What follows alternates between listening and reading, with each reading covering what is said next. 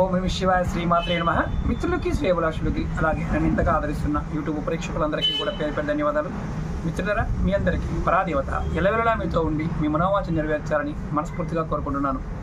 చాలామంది మిత్రులు, గురువు గారు ఈరోజు దత్త జయంతి కదా, ఏదైనా తేలికైన మార్గము, తేలికైన మనసులో ఉన్న కోరికలు నెరవేరే ఉపాయం చెప్పండి అని చాలామంది అడిగారు. ఈరోజు మీరు ఎవరైనా సరే, ఆడవారు కానీ మగవారు కానీ, స్నానం చేసి సాయంత్రం మీ దగ్గరలో ఎక్కడైనా మేడి చెట్టు ఉంటే మేడి చెట్టు దగ్గర ఆవు నెయ్యితో దీపం పెట్టండి.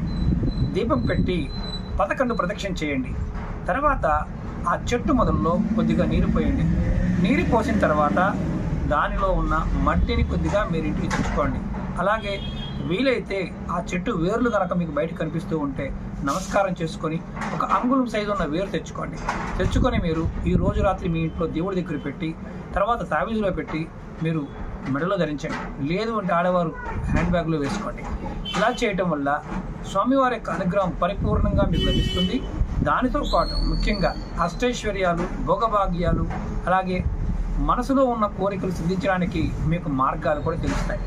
స్వామివారిని ఎవరైతే నిత్యం ఆరాధిస్తూ ఉంటారో, మీరు ఏదైతే పూజ చేస్తూ ఉంటారో ఆ శక్తి ఈరోజు సాయంత్రం కనుక మీరు చేసినట్లయితే ఖచ్చితంగా ఉంటుంది. అది కూడా మీరు 6 గంటల లోపు మాత్రమే చేయాలి. ఇది ప్రయత్నపూర్వకంగా చేయండి, ఖచ్చితమైన ఫలితం కలుగుతుంది. అలాగే ఈరోజు పౌర్ణమి కూడా ఉంది కాబట్టి మీరు కంపల్సరిగా దీపం వెలిగించాలి. దీపం వెలిగించకుండా పొరపాటు చేయకండి. అది కూడా స్నానం చేసి వెళ్ళాలి, అది గుర్తుంచుకోండి.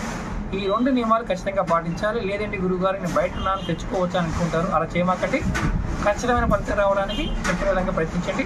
ఖచ్చితంగా స్వామివారి యొక్క అనుగ్రహం చేత మీ మనసులో ఉన్న కోరికలు నెరవేరుతాయి. ఓం నమః శివాయ, శ్రీమాత్రే నమః.